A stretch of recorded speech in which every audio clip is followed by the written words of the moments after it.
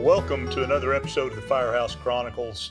I'm Don Arms with the Oklahoma State Firefighter Association, and this is a living history of a lifetime spent serving others, as seen through the eyes of some of our veteran firefighters. And this week we're featuring a good friend of mine and a good friend of the fire service, and that is Mr. T. Dick Cagle. Dick, thank you for being here today. We appreciate you coming down from Tulsa, talking about a little bit about your story and kind of where you kind of came through the fire service, and we'll get to some of that in a minute. But I think a good way to start out is a lot of times we see ball fields named after people or awards named after people, and you have a particularly important award that is named after you that the OSFA gives, called the T. Dick Cagle Firemark Award. ORFA, Oklahoma Retired Firefighters Association. So that award, and I actually I shot a picture of the actual award that sits here in the OSFA right as you come in the museum. And the T. Dick Cagle, I'm going to read from my phone, I apologize. Firemark Award is reserved for past presidents of both the Oklahoma State Firefighters Association and the Oklahoma Retired Firefighter Association. The recipient must be an active leader in their local Retired Firefighters Association or activities in their community.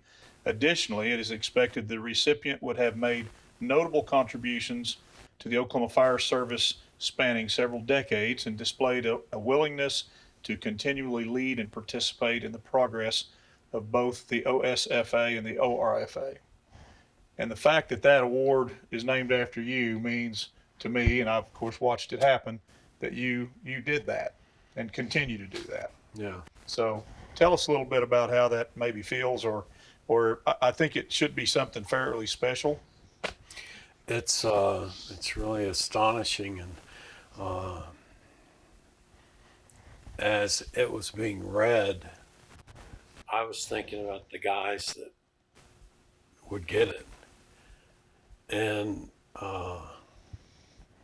in fact, I was talking to Billingsley, and I said, if this lasts 5 more minutes, I got to get up and go to the bathroom. And they said, Dick Cagle. And I think I touched the ground twice before I was on that stage. It really blew me away. I was almost speechless. Well, and that's, it to me, to be recognized by your brothers. Oh, man. I mean, first of all, as the first recipient, and to have that award named after you, that's a neat deal. That carries on beyond you. I mean, hopefully you live a long time. Yeah, I will. That's the plan, of course. I have. But so far, one day we all leave this earth, and I think it's kind of an honor thing, or it would be to me, an honor to carry on your legacy a little bit and the work you did. It's an immense honor. Yeah. I'm telling you, I've received the Shy P. Francis Award, and he's a retired Tulsa firefighter. Mm-hmm. And it took my breath away, because Shy P got me started. Yeah. And it just took my breath away that I would even be mentioned, Yeah. I called his daughter on the way home and said, I got your dad's award. Yeah. So, and then to have the Firemark Award with my name on it, mm-hmm. not me have someone else's award for a year. You're humble about it, and I think that's what makes you who you are. I've known you a long time. I mean, I've watched you work, and as a young legislator, you're one of the guys that when I would be, struggling to understand a firefighter issue as a legislator, you were one of the guys that were there. And I remember that very well. And you were one of the guys that I could count on to tell me the truth about what this was, what we needed, what you guys needed. And I think that's how that developed, was the fact that you were one of those guys. I could say the exact same thing about you. Well, that's kind. Because you were the only person that I would go to. If I didn't understand an issue between the OSFA and someone, the legislature, or if I wanted to understand how to maneuver around an issue at the legislature, Right. I felt like I could always count on you. And I really don't know why, because when I went and I'd met you before, Right. and when I talked to you about the first issue, I left there and I thought, I don't know if this is a good idea or not. I don't know if this is going to blow up my face. It didn't. Well, that's And you comforting. helped me out. Well, I and, appreciate and that. we developed a We relationship did. from there. We did. And again, you being one of those It guys, goes on. I appreciate Thank that God. very much. It's certainly not. Certainly, this story today is not about me. But again, I'm grateful for the kind words and the friendship. You were a Tulsa firefighter. Mm-hmm. Tell us about your career. When did it start, and kind of how did you get there? And I came. I was born in 1947. okay, I came on the Tulsa Fire Department after I had gone to the Navy, okay, and reluctantly, somewhat, I got on the Tulsa Fire Department because I wanted to be a high school history teacher and coach, and I would have been afford to drive to Oklahoma City to talk to you if that happened. So thank I God got you. some things get in the way and Right. they come out Right. good for you. But I got on in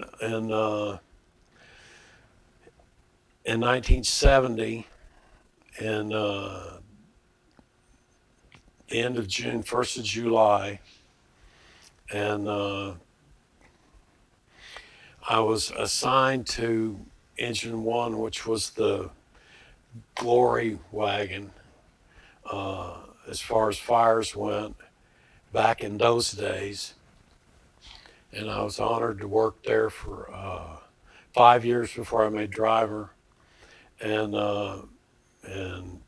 moved out away from Central, which I learned that there was a completely different world in the fire service, a difference working at the chief station as to working at one of the other stations. Even within that one city.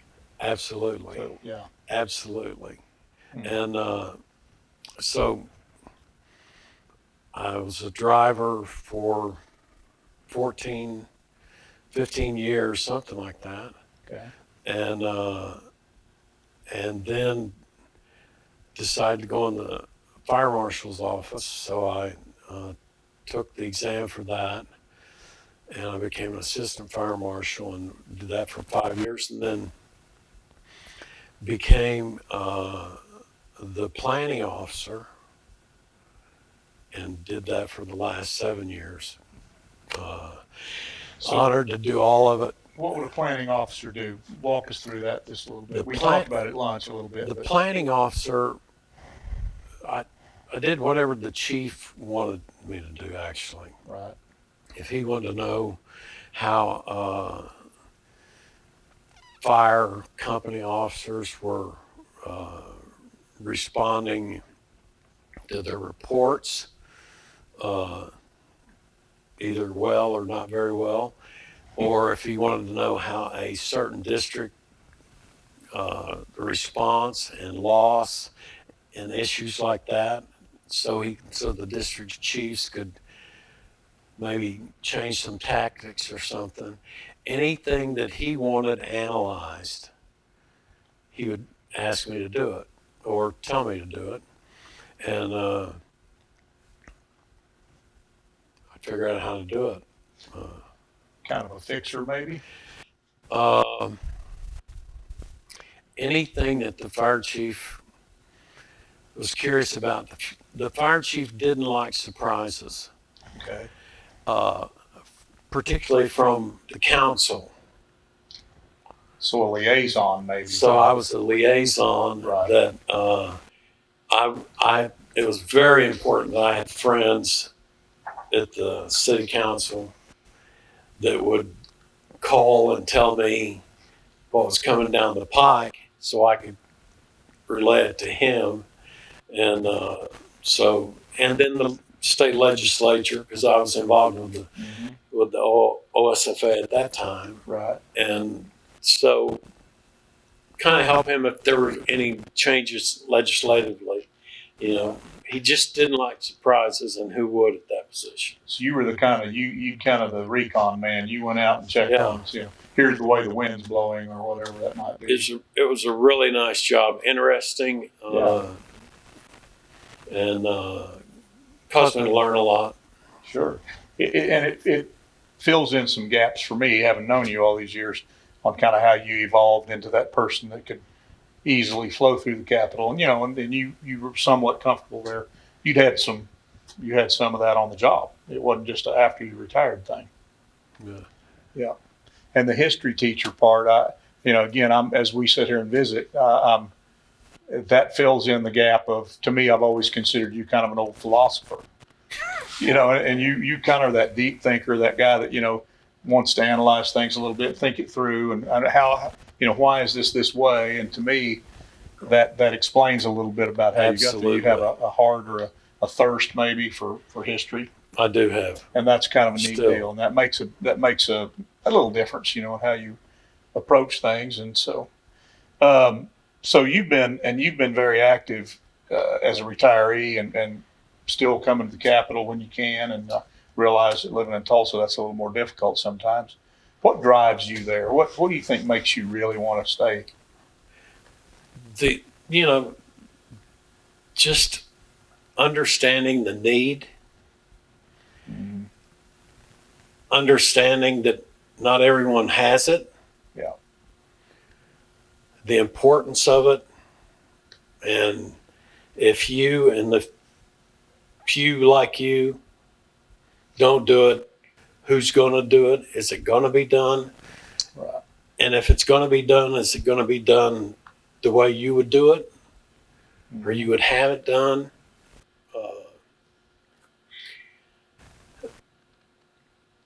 As I've come through the fire department, what I've realized is most firemen don't think about retirement until somewhere around 20 years. Few of them, 15 to 20. Some of them the day after they retire. Yeah. And I've never been like that. And I'll tell you exactly what clicked in me that turned me here. And I worked over at my company on the fire department, and there was a rookie. I was a driver. Been on the job about 10 years. Well, been on the job 7 years. This rookie sits down on C platoon. I'm on B platoon. On C platoon, we get through cleaning the station. This rookie sits down and he asked a simple question about the pension system. And crusty driver sitting down at the end of the table and almost stood up and beat his chest to give him the answer. And I thought, I'm going to write that down, because that's a piece of information that's going to be valuable to me from now on. Yep. Almost a year later, I work over again on C platoon. A new rookie comes in, asks the identical question. The same old crusty driver stands up, almost beats his chest, and it gives him a different answer. Oh. And I thought, why would I ask an idiot like that a question that is so important to me and my family? Right. And then I thought, how many other guys have got an answer for that question, and how many of them are correct? How many different versions? Yes, and I just thought, I will never ask anybody about something so important to me. I'm finding out for myself. Then I started out trying to figure out, how do I do that? And when I found out firefighters were on the pension board, I said, how do you get to be one of those firemen? And they said, you have to be on the OSFA board. Right. I wanted to get on the OSFA board. Interesting. I knew you had a passion for it. I knew you dig deep on things. You don't just surface look at things. You look deep. And I knew something drove that train. I just knowing you, I knew that there's something behind you that kept you pushing. That's neat to know that. I appreciate that. That's And how coincidental had that never happened. sure. It would have been later on that I would have got the bug about, well, I got to find out how that works, because really no one knew. Certainly we had people that had been on the state board and had gone through those chairs. Mm-hmm. I worked with some of them. Yep. They were captains that worked at the station I did, and I had no idea that there was a state pension. Well, at that time it was a city pension system. Mm-hmm. I had no idea they were on pension board. Shy P came around and asked for volunteers in my first 5 years to go to convention. I had no idea what he was talking about. Right. And that was at the hotel downtown, Scrivener. They redid it. Yeah. And Skirvin. it's Skirvin. Skirvin. And I could have had a little bit too much to drink the night before. And we got down to convention and the meeting, and we started to vote on different issues. Mm-hmm. And I looked at Shy P, and we took a break.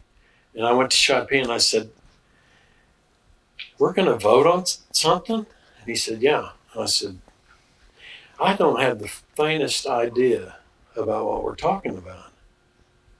And he said, you don't have to. All you have to do is look at me. Yeah. And I'll either go.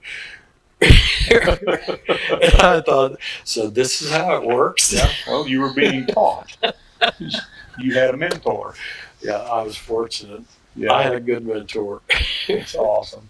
Well, you've been obviously very active in that, and and it's not everybody cares enough. I mean, a lot of guys, and you alluded to what I consider a huge problem, and that is the young guys they're not really engaged until they're 10 years or more, 15 years, sometimes 20 years in.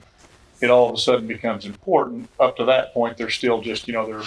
I actually saw a little of that age group the other day at the stair climb that they did in Oklahoma City. I helped open that little ceremony, and I mean the young flat bellies are coming in there. They got their gear over their shoulder and they're ready to go do the 9/11 stair climb, and it was a tremendous ceremony. I mean, a huge, just a really makes the hair stand up on the back of your neck, But I'm looking out at those guys, and going, we work on pensions all the time at OSFA.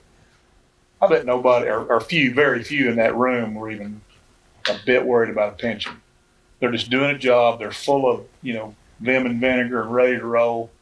And trying to become one of those. Yeah, and they're not ready to start thinking about what it would look like when I retire.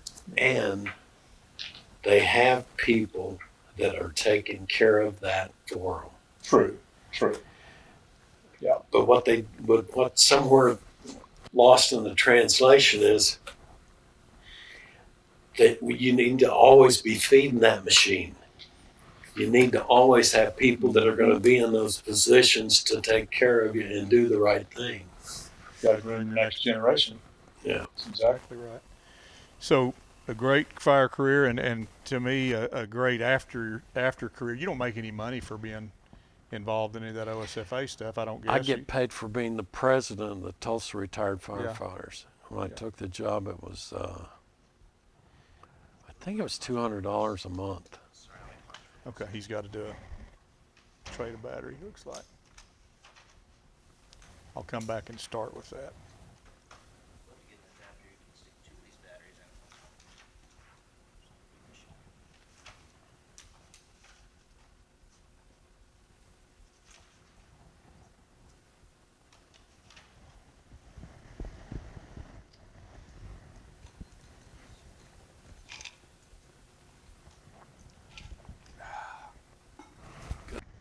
Yep. Paul wasn't even parched. Well, he's tougher than us. Paul did that report, Yeah. and he was talking to me about it on the phone. And I went, how amazing. What's that? Who was your first district chief? Ralph McCall, but he was my second district Was chief. Yes. When I was still at Central, he was my district chief. How could I forget that? And he went on to become the deputy chief. Really? He was he was an instrumental part, and he was the kind of Herb Bradshaw of the Tulsa Fire Department. Yeah. Yep. He was the go-to guy if they wanted something done. To the question I you do. just Yeah, asked. I'm gonna go back. Why let me cut it up a bit easier? Yep. Oh, you're good.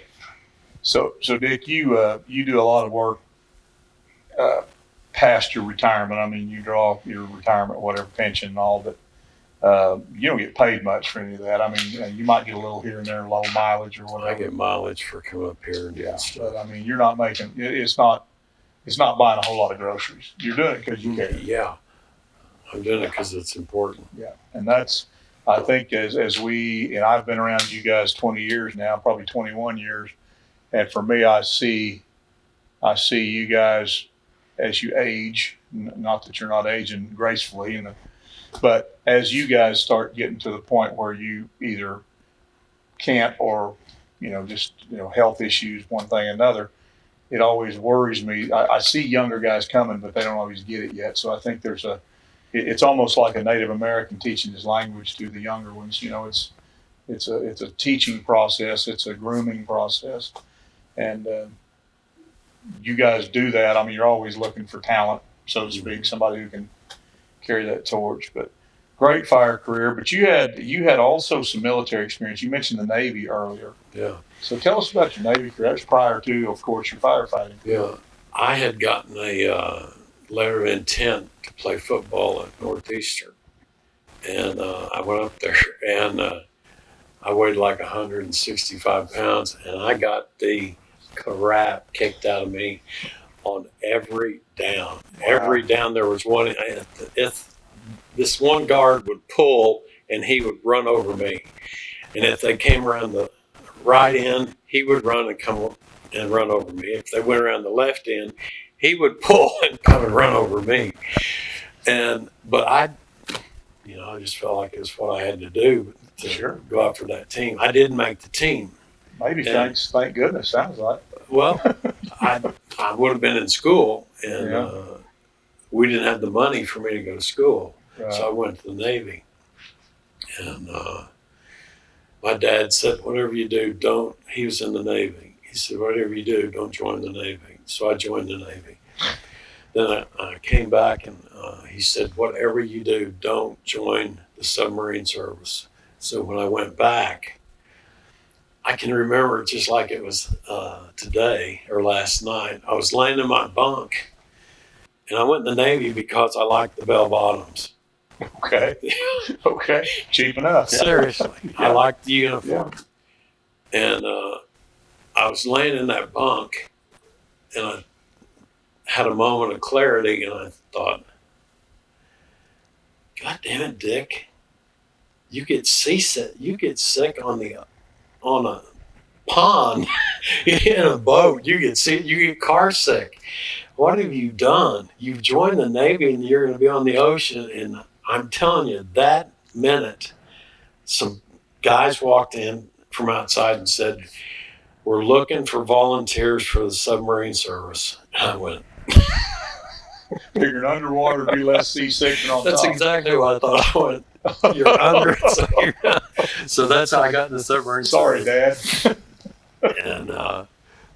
And I got on the submarine, and I'm telling you, I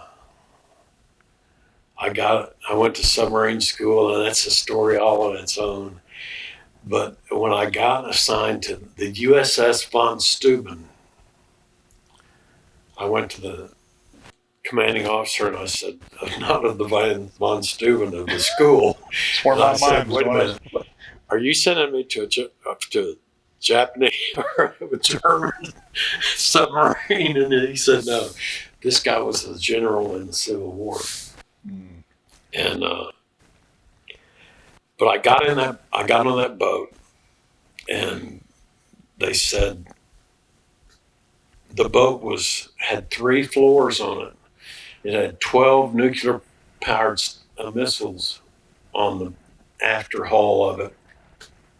It had nuclear powered torpedoes in it.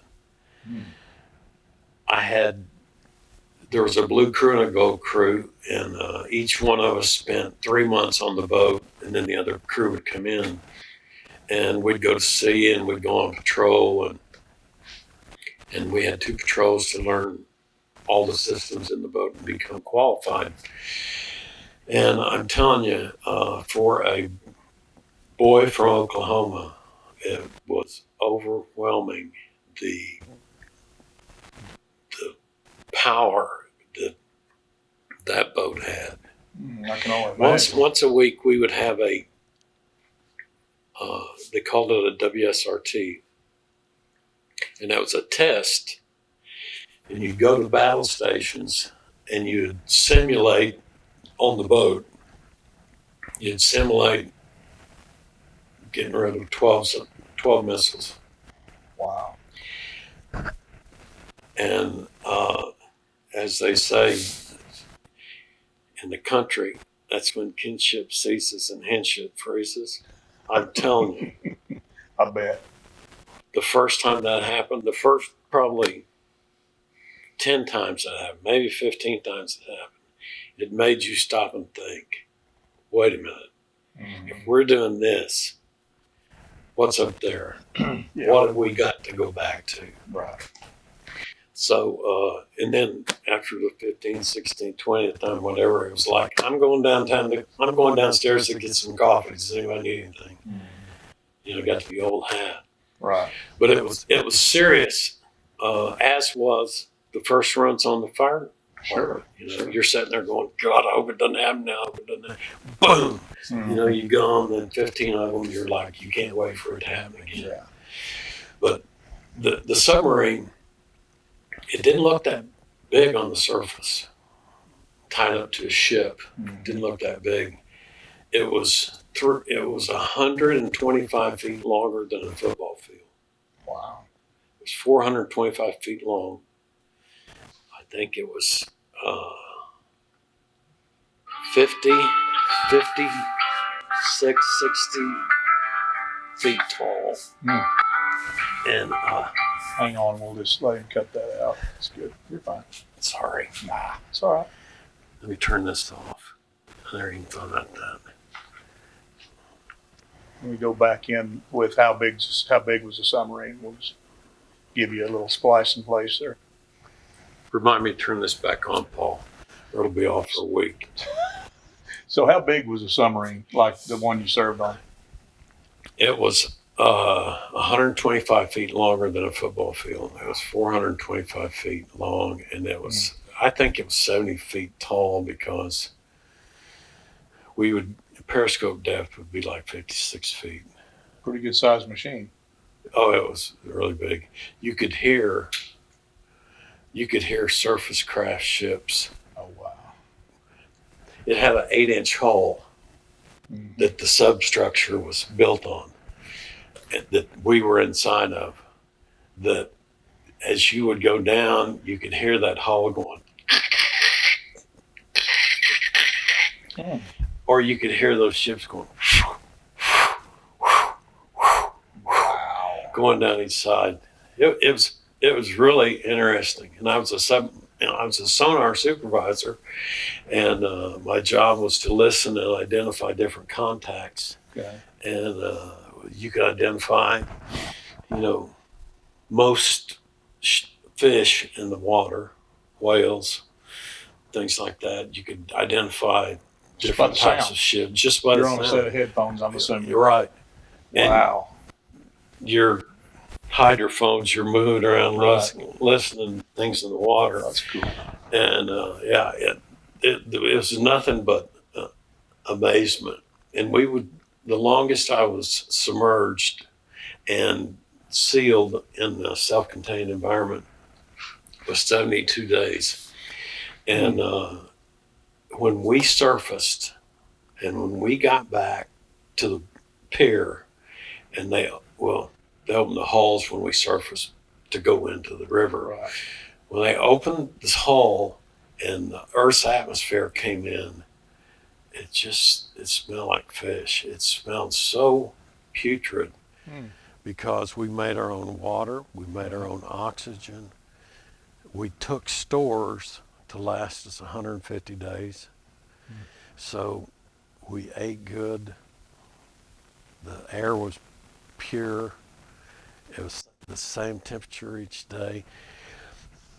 The way you could tell if it was day or night is at sunset, each of the lights had 2 white bulbs and 2 red bulbs.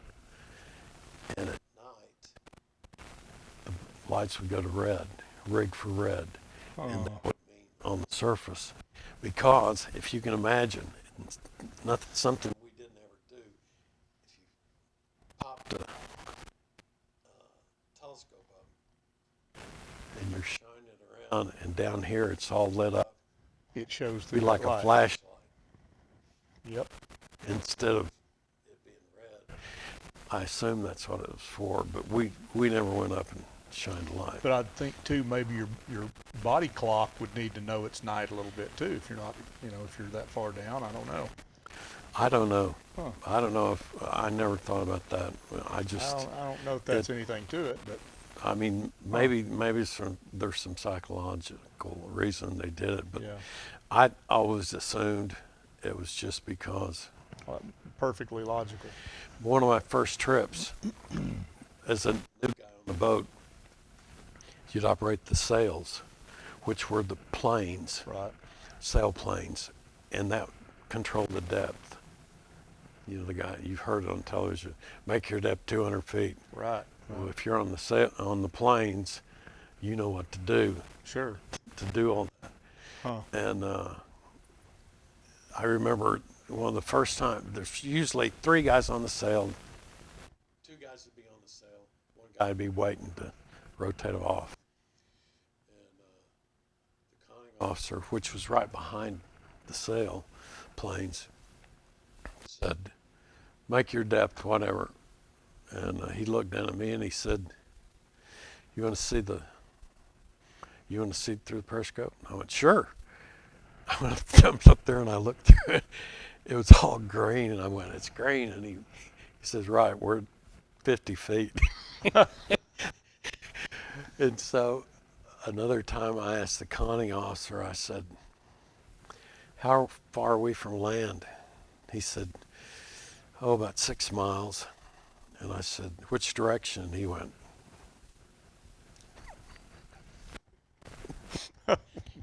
I'm like, okay, gotcha.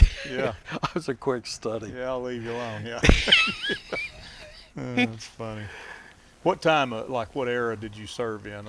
I served from 66 to late 69. I was supposed to get out in 70, but I got out early. Okay. And then I went to NSU for 1 semester. Would that have been Vietnam, or is Vietnam over?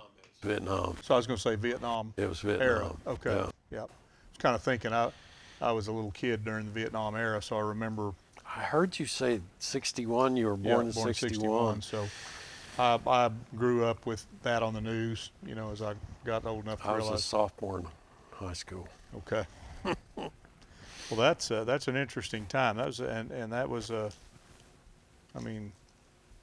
pretty ugly time in a way, I guess. Navy may not got treated as badly as some of the ground soldiers, but Without a doubt, not. No. yeah. Particularly not in submarines. They wanted Right. people to do them. Right. So, but anything we've left out on your, that's a quick little run through of your career and professional career, and I've always like I say, admired you for what you do. It's not unnoticed. I've watched guys come through, and in my time in the legislature and now as government relations person for OSFA, and I know I can tell when somebody's dedicated, and I've always thought you were that guy, and so. But you, you've got to admit, I'm just one of those No, that's true. That's true. That's and I thought about my name being on that award, and it's a being at the right place at the right time. Because that award could have gone to any of 6 or 10 people that I know. I would not disagree. You were at the right place at the right time, but you did go. I feel like that extra mile many times, and that's what I think that And that's award not what it's recognizes. for, but I'm telling you, it's nice Right. to get It's that an honor. It's an to honor. get that honor, because it is an honor to have your name on an award. Well, again, we've been here, ladies and gentlemen, visiting with T. Dick Cagle, a very active retiree and a member of the Oklahoma State Firefighter Association, Oklahoma Retired Firefighters Association, and a pretty good guy. And second only to probably Gus from Lonesome Dove as a philosopher. So just one of those good guys that you just love to visit with, and so if you see Dick somewhere at a convention or whatever, go up and shake his hand and Please. tell him thank you and meet him and get to know him, and that's one of my goals too with this whole series, is to put a face with some of these guys, that the young guys that come to convention will have a little bit of background on them and their story, and think, yeah, I'd like to hear more about that over coffee or a beer or whatever, and hopefully there'll be some outreach from that. So that's something I'm hoping we can produce with this series, is put a face with, the name and all that. So appreciate your service to our country, my friend. Appreciate your service to the fire service. And we will see you next time on the Firehouse Chronicles. Thanks for watching. Thank you. Awesome. Good Hey. job.